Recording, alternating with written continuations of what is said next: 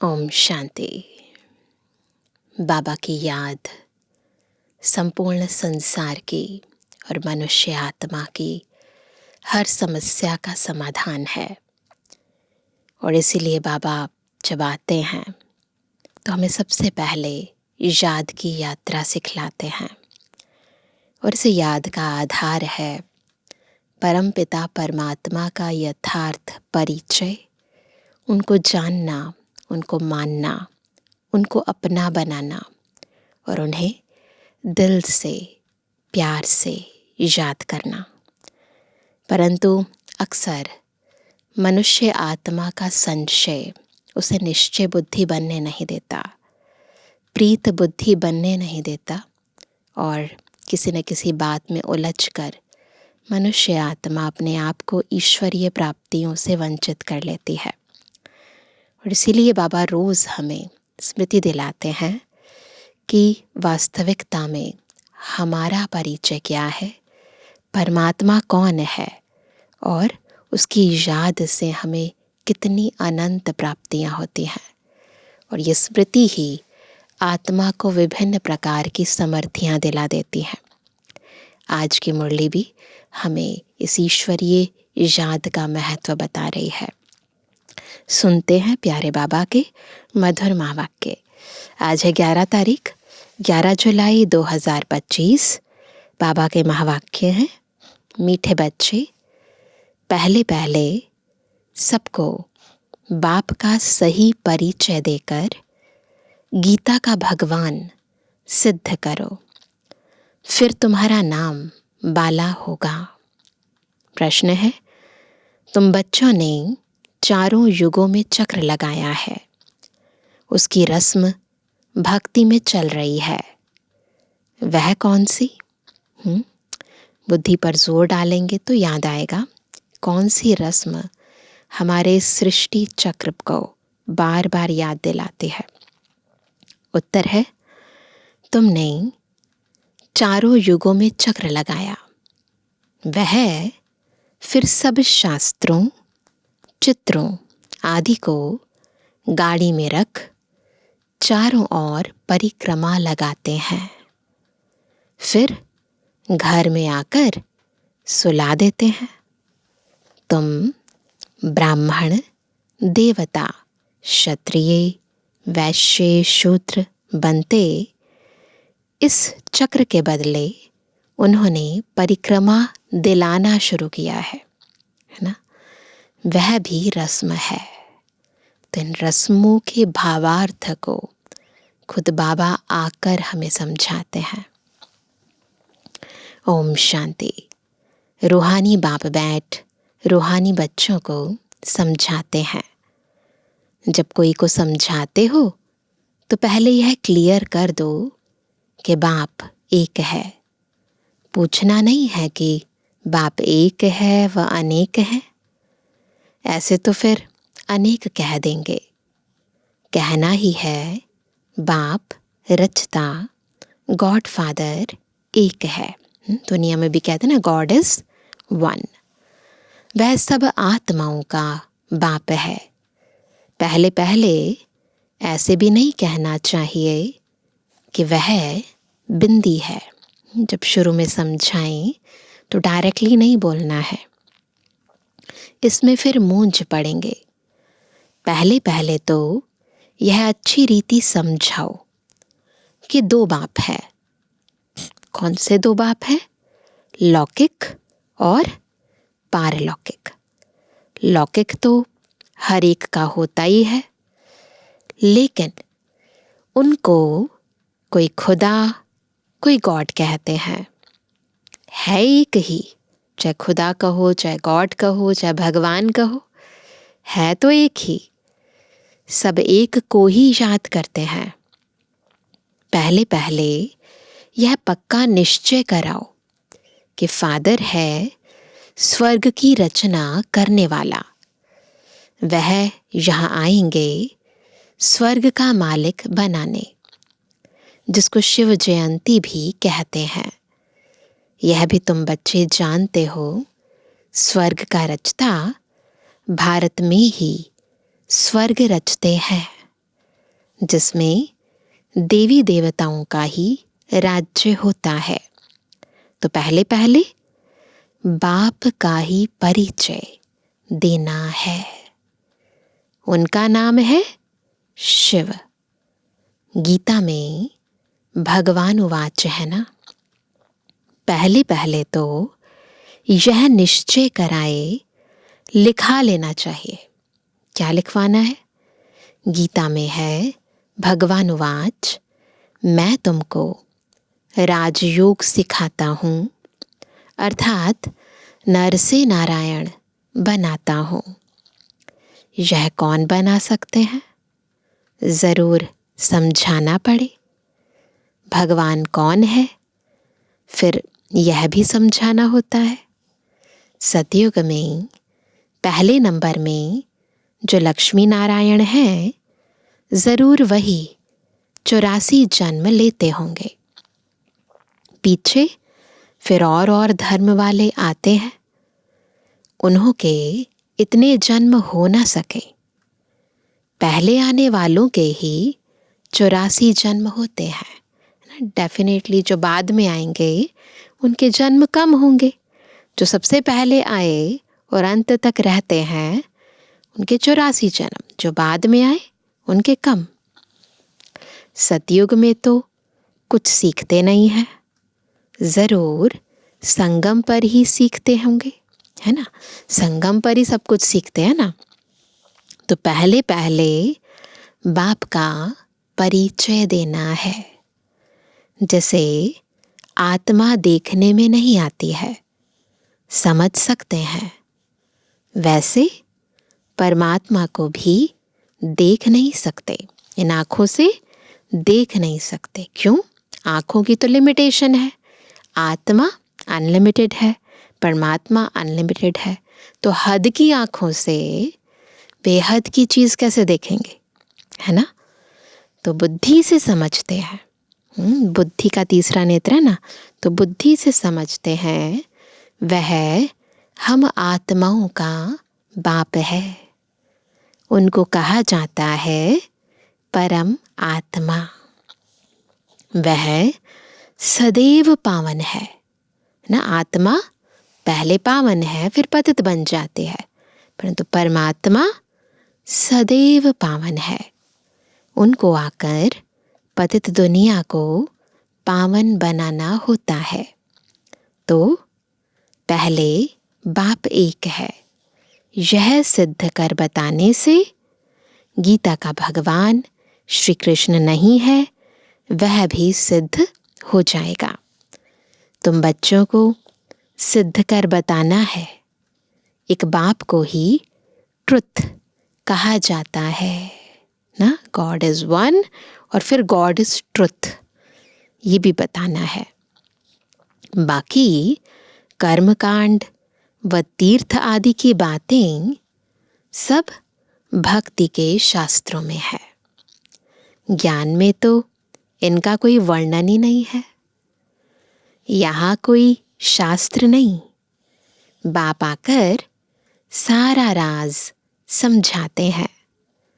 पहले पहले तुम बच्चे इस बात पर जीत पाएंगे कि भगवान एक निराकार है, ना कि साकार। परमपिता परमात्मा शिव भगवान उवाच, ज्ञान का सागर सबका बाप वह है। श्री कृष्ण तो सबका बाप हो नहीं सकता ना। वह किसी को कह ना सके कि देह के सब धर्म छोड़ माम एकम याद करो। है बहुत सहज बात, परंतु मनुष्य शास्त्र आदि पढ़कर भक्ति में पक्के हो गए हैं।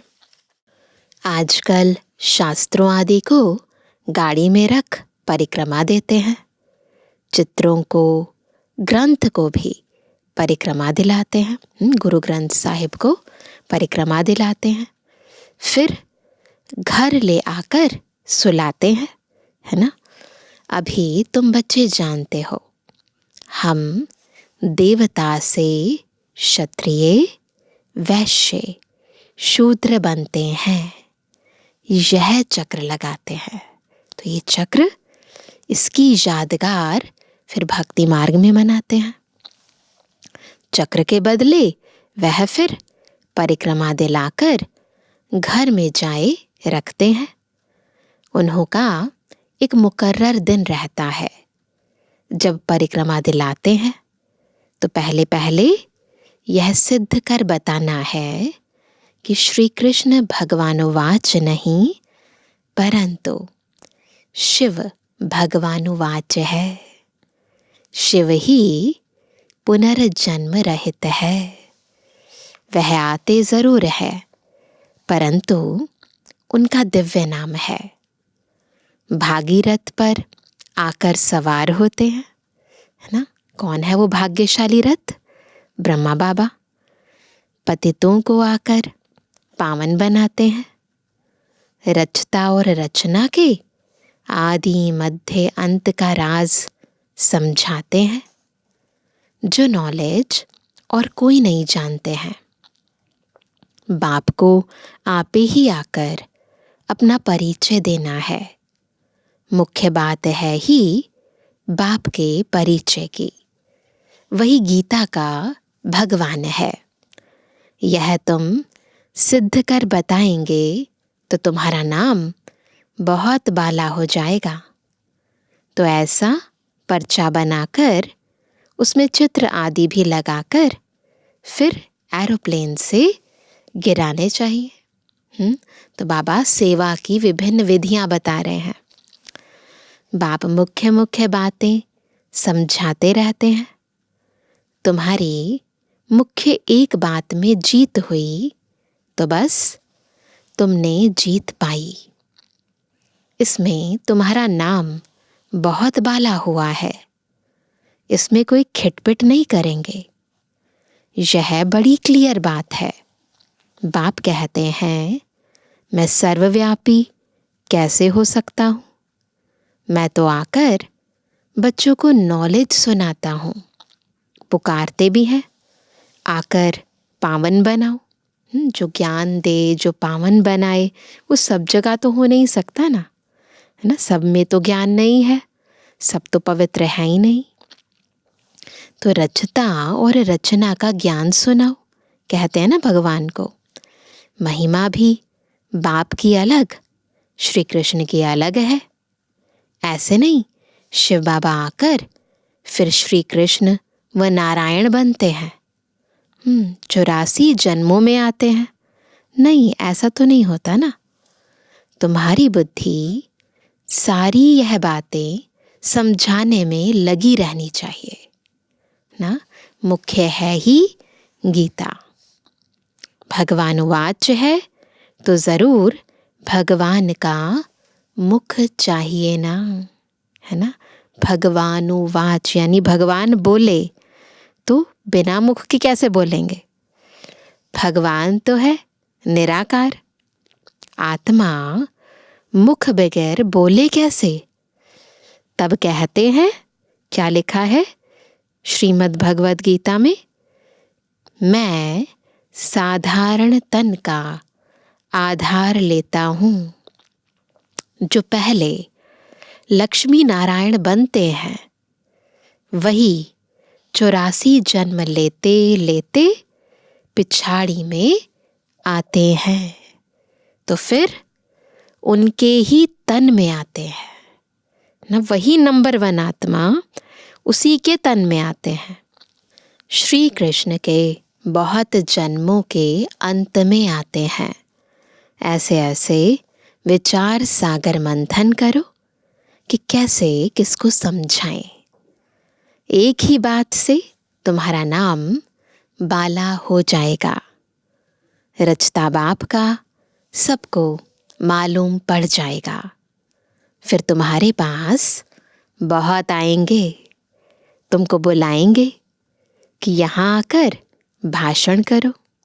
इसलिए पहले पहले अल्फ सिद्ध कर समझाओ। तुम बच्चे जानते हो, बाबा से हम स्वर्ग का वर्षा ले रहे हैं। बाबा हर 5000 वर्ष बाद भारत में ही भाग्यशाली रथ पर आते हैं। यह है सौभाग्यशाली, जिस रथ में भगवान आकर बैठते हैं। कोई कम है क्या, है ना? बाबा, ब्रह्मा बाबा, वो भी कोई कम थोड़ी ना है, पहली आत्मा है ना। भगवान इनमें बैठ बच्चों को समझाते हैं कि मैं बहुत जन्मों के अंत में इसमें प्रवेश करता हूँ। श्री कृष्ण की आत्मा का रथ है ना, वह खुद श्री कृष्ण तो नहीं है, बहुत जन्मों के अंत का है। आत्मा वही है, देह अलग है, देह अंतिम वाली है। जो पहली देह थी वो श्री कृष्ण की थी, तो उसी आत्मा की जो अंतिम देह है वो ब्रह्मा बाबा की है। तो बाबा कहते हैं हर जन्म में फीचर्स, ऑक्यूपेशन आदि बदलता रहता है। बहुत जन्मों के अंत में जिसमें प्रवेश करता हूँ वह फिर श्री कृष्ण बनते हैं, आते हैं संगम युग में। हम भी बाप का बनकर बाप से वर्षा लेते हैं, बाप पढ़ाकर साथ ले जाते हैं। और कोई तकलीफ की बात नहीं, बस क्या करना है, पढ़ना है, बाबा को याद करना है, फिर बाबा ले जाएंगे। बाप सिर्फ कहते हैं क्या करो, माम एकम याद करो। तो यह अच्छी रीति विचार करना चाहिए कि कैसे कैसे लिखें। यही मुख्य मिस्टेक है, जिस कारण ही भारत अनराइटियस, इररिलीजियस, इंसॉल्वेंट बना है। बाप फिर आकर राजयोग सिखलाते हैं, भारत को राइटियस, सॉल्वेंट बनाते हैं, सारी दुनिया को राइटियस बनाते हैं। उस समय सारे विश्व के मालिक तुम ही हो। कब? जब भारत सचखंड था, जब यहाँ सतयुग था। कहते हैं ना, wish you long life and prosperity. बाबा आशीर्वाद नहीं देते हैं कि सदा जीते रहो। यह साधु लोग कहते हैं अमर रहो। तुम बच्चे जानते हो, अमर तो ज़रूर अमरपुरी में होंगे, और तो कहीं हो नहीं सकते। मृत्यु लोक में फिर अमर कैसे कहेंगे? मृत्यु लोक में, इस दुनिया में किसी को कह नहीं सकते ना कि आप अमर रहो, है ना। यहाँ तो किसी का कोई भरोसा ही नहीं है। तो बाबा कहते हैं मृत्यु लोक में तो फिर अमर कैसे कहेंगे। तो बच्चे जब मीटिंग आदि करते हैं तो बाप से राय पूछते हैं। बाबा एडवांस राय देते हैं। सब अपनी अपनी राय लिख भेजें, फिर भल इकट्ठे भी हों। राय तो मुरली में लिखने से सबके पास पहुंच सकती है, 2-3 हज़ार खर्चा बच जाए। इन 2-3 हज़ार से तो 2-3 सेंटर खोल सकते हैं। तो बाबा कैसे मुरली के द्वारा भी हम एक दूसरे के साथ बातें शेयर कर सकते हैं वो भी बता रहे हैं। तो भी देखो ना, मुरली में भी कितने मैसेजेस आते हैं, है ना। तो इसीलिए बाबा कहते हैं, ये बाबा ने हमें सिखाया है कि कैसे बिना मीटिंग के भी आपस में आप शेयर कर सकते हो बातें। तो बाबा कहते हैं राय तो मुरली में लिखने से सबके पास पहुंच सकती है, 2-3 हज़ार खर्चा बच जाए। इन 2-3 हज़ार से तो 2-3 सेंटर खोल सकते हैं। गांव-गांव में जाना चाहिए चित्र आदि लेकर। तुम बच्चों का जास्ती इंटरेस्ट सूक्ष्म वतन की बातों में नहीं होना चाहिए। तो बाबा ये भी बताते हैं कि बुद्धि को किन बातों में बिजी रखो और किन बातों में लगाने से टाइम एनर्जी वेस्ट होता है। ब्रह्मा, विष्णु, शंकर आदि चित्र हैं तो इस पर थोड़ा समझाया जाता है। इन्हों का बीच में थोड़ा पाठ है। तुम जानते हो, मिलते हो, बाकी और कुछ है नहीं, है ना। इसलिए इसमें जास्ती इंटरेस्ट नहीं लिया जाता है। ध्यान में जाती हैं संदेशियाँ, पैगाम लेकर आती हैं, तो बाबा कहते इससे कोई प्राप्ति नहीं है। यहाँ आत्मा को बुलाया जाता है। पहले ज़्यादा होता था, आजकल तो बहुत कम होता है। तो पहले ब्राह्मण के तन में भी आत्माएं आती थी, संदेशी के तन में भी आत्माएं आती थी, अभी बहुत कम है। तो बाबा कहते हैं उनको दिखाते हैं। कोई कोई आकर रोते भी हैं, कोई प्रेम से मिलते हैं, है ना। तो अगर किसी को किसी बात की गिल्ट होती है, मन खाता है, तो रोती भी है वो आत्मा। कोई दुख के आंसू बहाते हैं। यह सब ड्रामा में पार्ट है। जिसको चिट चैट कही जाए, वो लोग तो ब्राह्मण में कोई की आत्मा को बुलाते हैं, फिर उनको कपड़ा आदि पहनाएंगे ना। पहले ये रस्म बहुत होती थी। पहले ब्राह्मण भी पवित्र रहते थे, तो उनके तन में आत्मा आती थी तो अपनी बातें शेयर करते थे। तो बाबा कहते हैं कपड़ा आदि पहनाएंगे। अब शरीर तो वह खत्म हो गया, बाकी पहनेंगे कौन? पहनेगी तो वो ब्राह्मण का शरीर ही ना। तो शरीर तो किसी और का है। तुम्हारे पास वह रस्म नहीं है, रोने आदि की तो बात ही नहीं। तो ऊंच ते ऊंच बनना है। वह कैसे बने? जरूर बीच में संगम युग है जब पवित्र बनते हैं। तुम एक बात सिद्ध करेंगे तो कहेंगे यह तो बिल्कुल ठीक बताते हैं। भगवान कभी झूठ थोड़ी बता सकते हैं। फिर बहुतों का प्यार भी होगा, बहुत आएंगे। समय पर बच्चों को सब पॉइंट्स भी मिलती रहती हैं। पिछाड़ी में क्या क्या होना है वह भी देखेंगे। लड़ाई लगेगी, बॉम्ब्स छूटेंगे। पहले मौत है उस तरफ। यहाँ तो रक्त की नदियां बहनी है, फिर घी दूध की नदी। पहले पहले धुआं विलायत से निकलेगा। डर भी वहां है। कितने बड़े बड़े बॉम्ब्स निकालते हैं, क्या क्या उसमें डालते हैं जो एकदम शहर को खलास कर देते हैं। यह भी बताना है किसने स्वर्ग की राजाई स्थापन की। हेवनली गॉडफादर जरूर संगम पर ही आते हैं। तुम जानते हो अभी संगम है। तुमको मुख्य बात समझाई जाती है बाप की याद की। इम्पॉर्टेंट है बाबा की याद, बाकी विस्तार में ज़्यादा नहीं जाओ। बाबा कहते जिससे ही पाप कटेंगे। भगवान जब आया था तो कहा था माम एकम याद करो तो तुम सतु प्रधान बन जाएंगे, मुक्ति धाम में जाएंगे। फिर पहले से लेकर चक्र रिपीट होगा। मुक्ति धाम में जाएंगे, फिर दोबारा चक्र रिपीट होगा। डिटिज्म, इस्लामिज्म, बुद्धिज्म, है ना, अलग अलग धर्म स्थापक आएंगे, धर्म की स्थापना करेंगे। तुम स्टूडेंट की बुद्धि में यह सारी नॉलेज होनी चाहिए ना। खुशी रहती है। हम कितनी कमाई करते हैं।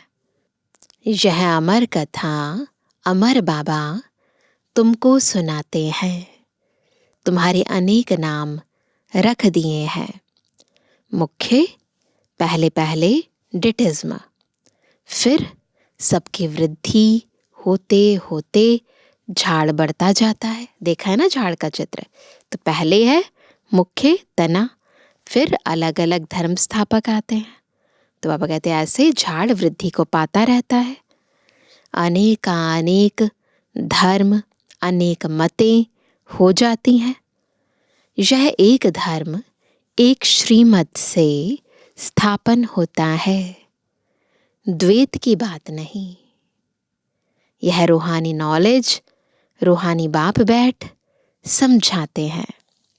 तुम बच्चों को खुशी में भी रहना चाहिए, है ना? तुम जानते हो बाप हमको पढ़ाते हैं, तुम अनुभव से कहते हो, तो यह शुद्ध अहंकार रहना चाहिए कि भगवान हमको पढ़ा रहे हैं। और क्या चाहिए? जबकि हम विश्व के मालिक बनते हैं तो खुशी क्यों नहीं रहती? यह निश्चय में कहाँ संशय है?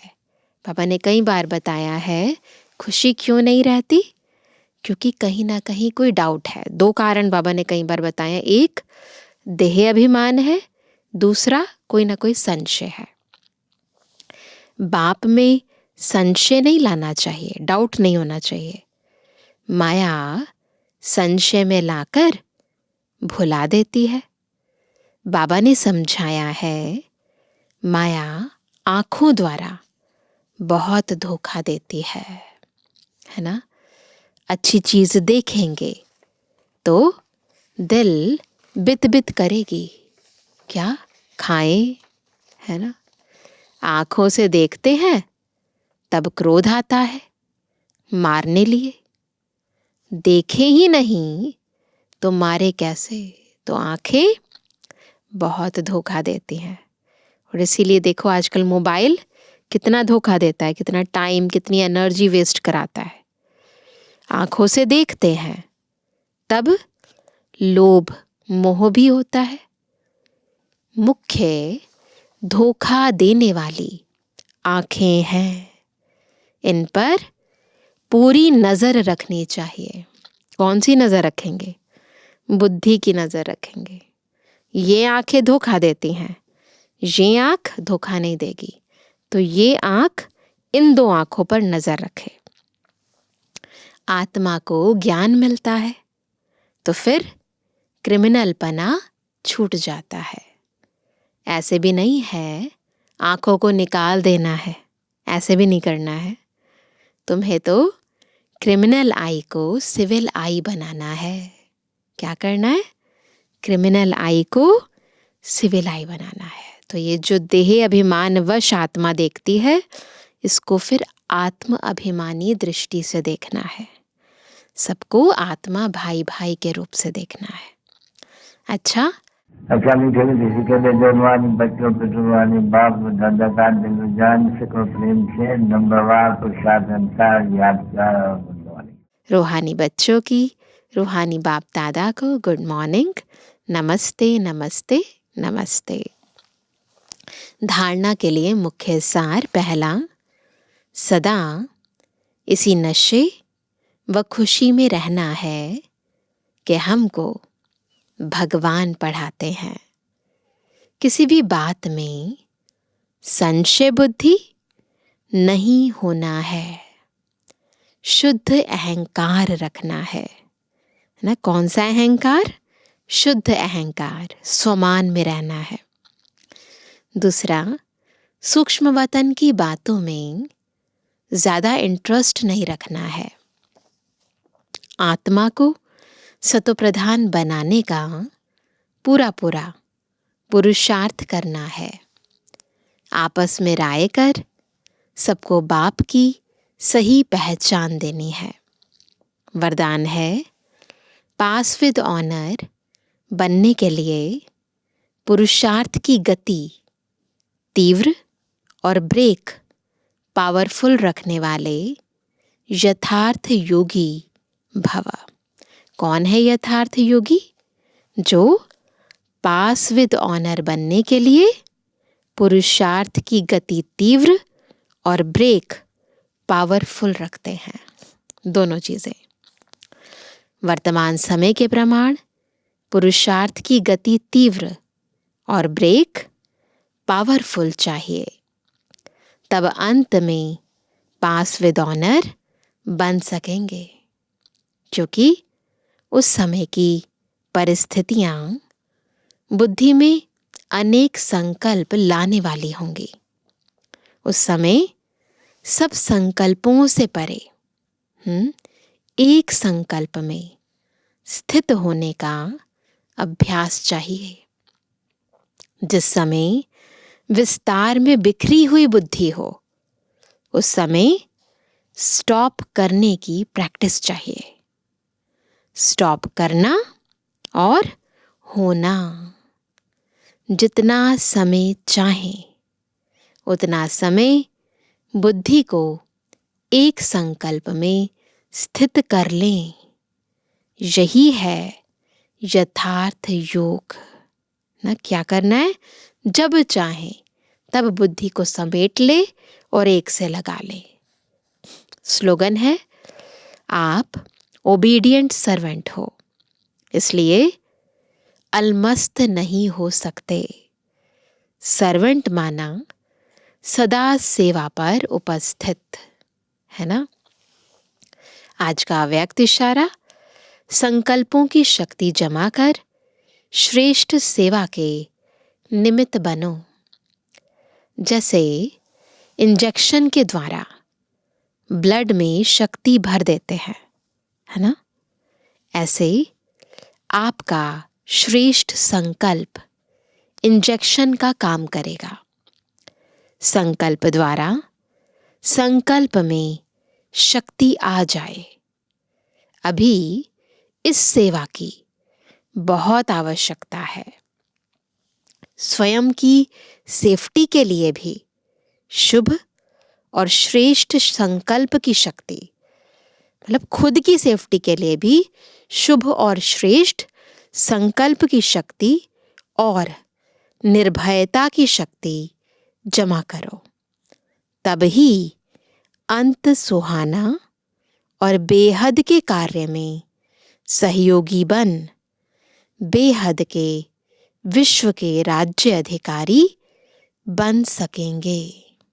तो क्या करना है, शुभ श्रेष्ठ संकल्प की शक्ति जमा करो।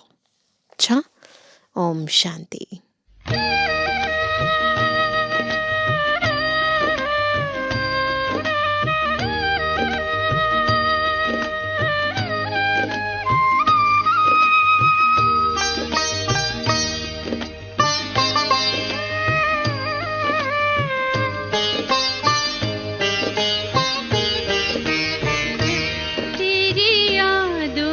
झूले में ओ बाबा हम